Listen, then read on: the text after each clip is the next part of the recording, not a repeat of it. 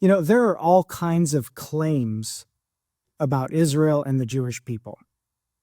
And of course, where we go to address the claims is super important. We can go to the world sources, or we can go to God's source, which is the Bible. There's a particular claim among the many that I wanted to address very briefly this morning, and that's the claim that God's promises to Israel are not valid since most of Israel is in unbelief. Okay, this is a pretty prevalent claim. It's taught by many, it's believed by many, without really asking that question of the scriptures and then deriving an answer from the text. Life is theology lived out.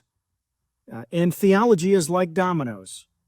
If we begin with the wrong belief or presupposition about a particular subject, any theological subject really, then the rest of our theology is affected just like dominoes. Now, our theology, whether good or bad, is then carried out through action. Wrong theology produces bad fruit. Proper theology produces good fruit.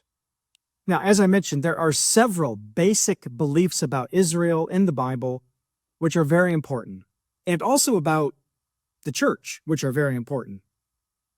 And if we get either of those two entities wrong, either Israel or the church, we will both then believe and end up walking in error.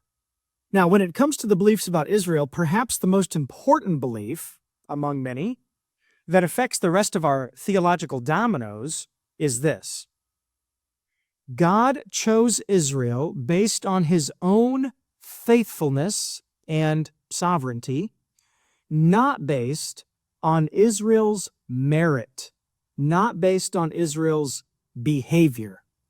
This is evidenced all throughout the scriptures, but especially in Deuteronomy chapter 7, verses 7 and 8, where God explicitly says, Israel, I've not chosen you because you were the greatest of all peoples or anything like that.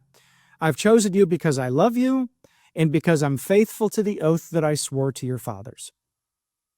That never changes all throughout Scripture. Even if God is going to discipline Israel and exile them from the land, or discipline them by bringing in an outside army and so forth, it never changes the fact that Israel is chosen.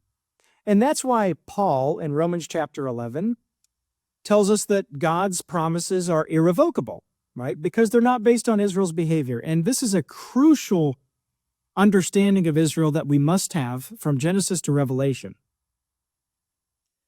And the error is this, the danger is this: if we begin with the belief or the presupposition that God elected the Jewish people because of merit or because of behavior, then it is very easy to fall prey to the false idea that God has unelected or abandoned or cut off Israel or fulfilled in some way, which just means the end of Israel.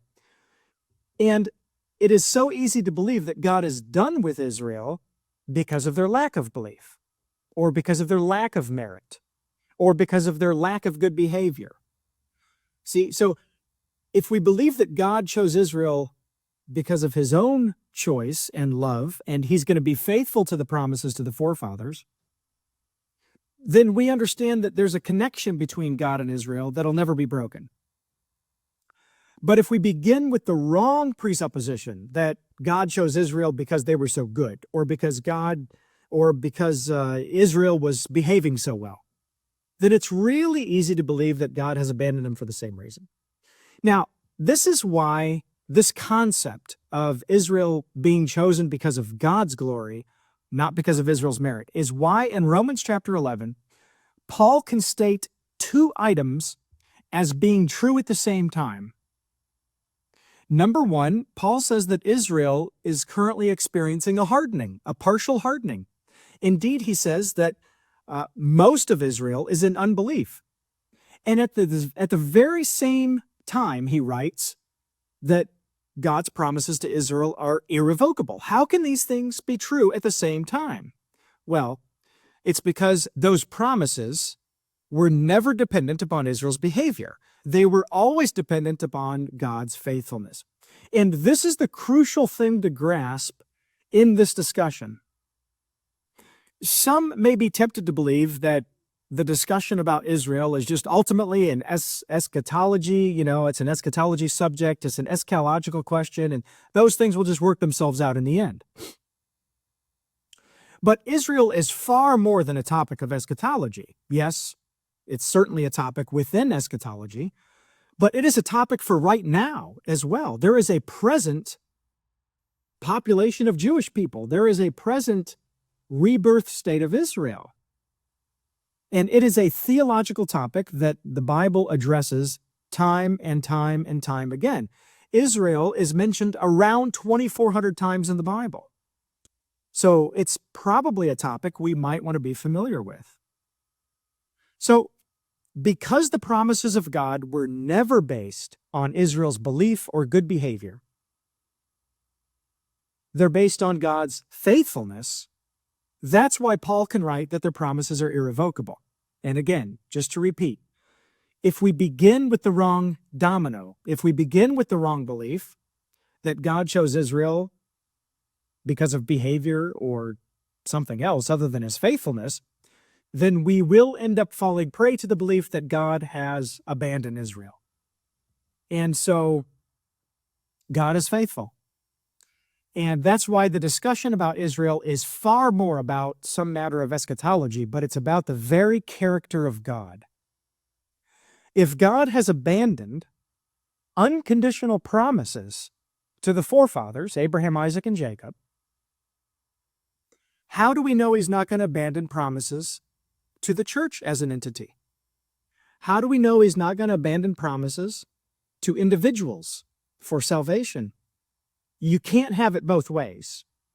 You can't have it be that God is not faithful to Israel, and yet he's going to be faithful to the church.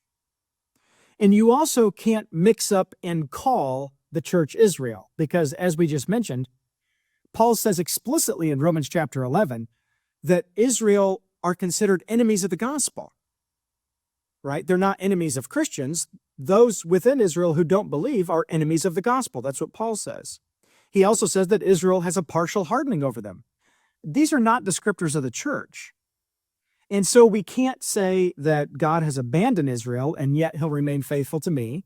And we can't say that the church is Israel and Israel is the church. And yet read Romans 11 without misconstruing the plain meaning. So that's it for this morning. God is faithful. He has attached his faithful character to the people and nation of Israel. That will not be broken, nor will the people's connection to the God of Israel be broken. That remains the same. So for all the people who want to detach the God of Israel from the people of Israel, it's not going to work. They are attached by an unbreakable bond called the Scriptures.